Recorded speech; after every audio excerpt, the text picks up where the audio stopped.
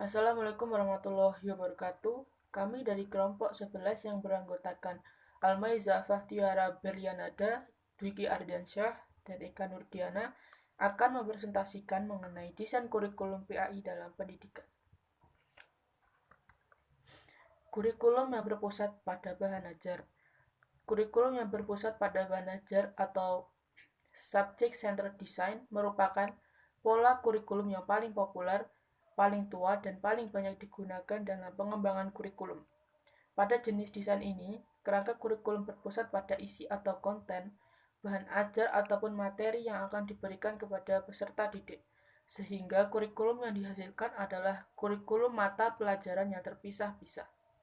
Pada dasarnya, desain kurikulum ini berkembang konsep pendidikan klasik yang menekankan pada pengetahuan, keterampilan, dan nilai-nilai masa lalu dan berupaya untuk mewariskannya kepada generasi berikutnya.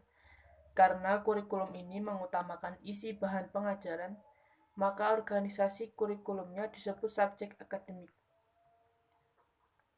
Desain jenis ini dapat dibedakan atas 3 desain, diantaranya adalah sebagai berikut: subjek desain kurikulum, disiplin desain kurikulum, board fight desain. Kelebihan dan kekurangan. Kelebihan dari desain ini antara lain mudah disusun, dilaksanakan, dievaluasi, dan disempurnakan. Pendidik cukup menguasai ilmu atau bahan ajar, sering dipandang mampu menyampaikannya. Sedangkan kekurangan dalam desain kurikulum ini diantaranya sebagai berikut: tidak sesuai dengan kenyataan, sebab dalam kenyataan pengetahuan itu merupakan satu kesatuan yang tidak terpisah. Lalu peserta didik berperan sangat pasif. Yang terakhir, pembelajaran lebih ditekankan pada pengetahuan dan kehidupan masa lalu, sehingga pembelajaran lebih bersifat verbalistis dan kurang praktis. Baik, bismillahirrahmanirrahim. Saya Eka Nurdiana dari kelompok 11 akan melanjutkan penjelasan materi, yaitu tentang kurikulum yang mengutamakan peranan siswa. Nah, yaitu yang pertama, pengertian. Kurikulum yang mengutamakan peranan siswa atau linear center design merupakan rancangan kurikulum yang berpusat kepada peserta didik. Nah, menurut teori pendidikan modern, bahwa dalam proses pendidikan dan pengajaran adalah bagaimana upaya untuk mengeksploitasi potensi yang dimiliki oleh peserta didik. Nah, sementara guru atau pendidik hanya sebagai fasilitator yang berperan menyiapkan berbagai kemudahan bagi siswa dan berperan menciptakan situasi belajar mengajar yang kondusif. Nah, jadi guru ataupun pendidik itu hanya menyiapkan apapun kebutuhan untuk peserta didik dan menjadikan peserta didik itu lebih baik. Nah, selanjutnya yaitu macam-macamnya. Nah, macam-macamnya yang pertama yaitu activity experience design. Nah, yaitu ciri utama dari desain activity atau experience design pertama yaitu struktur kurikulum ditentukan oleh kebutuhan dan minat peserta didik. Nah, yang kedua yaitu karena struktur kurikulum didasarkan atas minat dan kebutuhan peserta didik, maka kurikulum disusun bersama oleh guru dan para siswa. Ketiga, desain kurikulum tersebut menekankan prosedur pemecahan masalah. Nah, jadi yang dimaksudkan di sini yaitu kurikulum yang mencangkup ataupun yang bermula dari minat peserta didik ataupun dari kebutuhannya peserta didik. Nah, selanjutnya yaitu humanistic design. Ya, macam selanjutnya yaitu humanistic design. Ya, yang dimaksud di sini yaitu menekankan pada fungsi perkembangan peserta didik melalui pemfokusan pada hal-hal subjektif, perasaan, pandangan, penjadian atau becoming, penghargaan dan pertumbuhan. Nah, kurikulum ini berusaha mendorong penangkapan sumber daya dan potensi pribadi untuk memahami sesuatu dengan pemahaman sendiri ataupun pemahaman mandiri, konsep sendiri serta tanggung jawab pribadi. Jadi yang dimasukkan di sini tuh ya seperti kurikulum yang menekankan pada perkembangan peserta didik itu sendiri, yaitu seperti subjektif ataupun perasaan peserta didik tersebut. Jadi kurikulum itu bisa berkembang yaitu dengan diri peserta didik tersebut. Dan peserta didik juga bisa menjadikan kurikulum ini sebagai konsepan diri ataupun pemahaman mandiri serta tanggung jawab pribadi. Selanjutnya yaitu kelebihan dan kekurangan. Jadi suatu kurikulum pasti ada kelebihan dan kekurangan. Nah, yang pertama yaitu kelebihan. Kelebihannya yaitu menjadikan motivasi belajar bersifat intrinsik. Nah, selanjutnya yaitu pembelajaran memperhatikan perbedaan individual. Terus kegiatan-kegiatan pemecahan masalah memberikan bekal kecakapan dua pengetahuan untuk menghadapi kehidupan di luar sekolah. Nah, yang dimaksudkan di sini yaitu pembelajaran memperhatikan perbedaan individual, yaitu semuanya peserta didik itu berbeda. Jadi ada yang pintar, ada yang setengah-setengah, maksudnya ya nggak pintar ya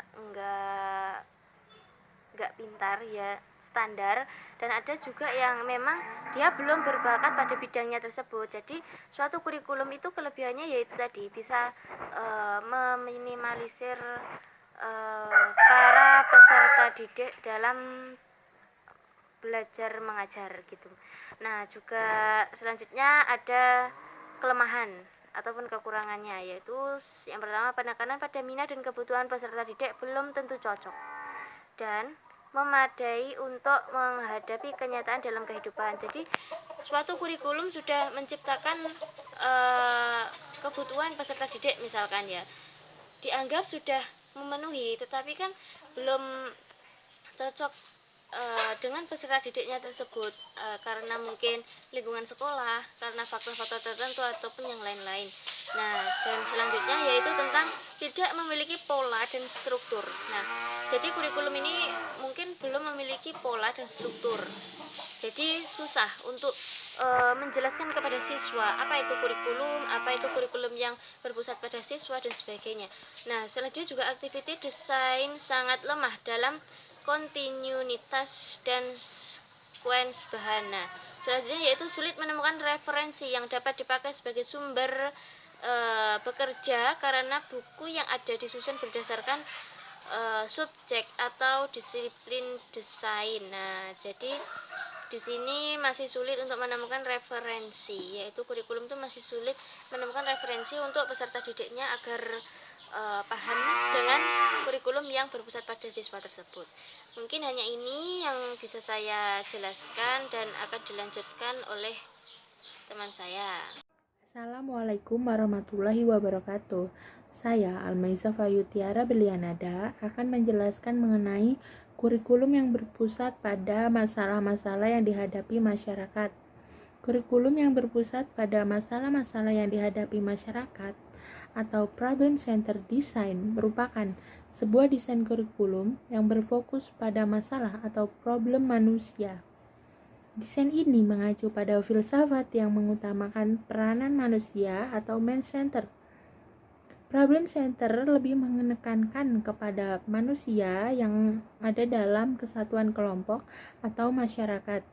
Para pendidik berasumsi bahwa manusia sebagai makhluk sosial selalu hidup bersama.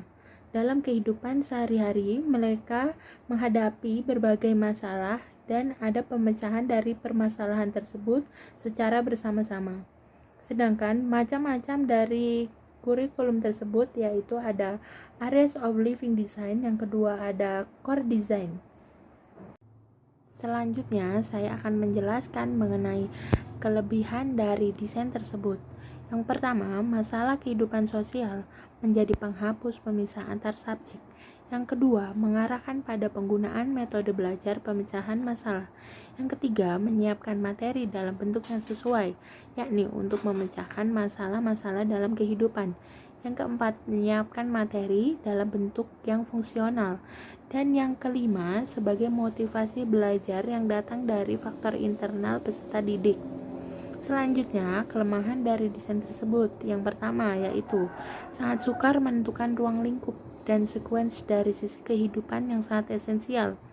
Yang kedua, kurangnya integritas dan kontinuitas organisasi isi kurikulum. Yang ketiga, mengabaikan warisan budaya. Yang keempat, kecenderungan untuk mengindoktrinasi peserta didik dengan kondisi yang ada.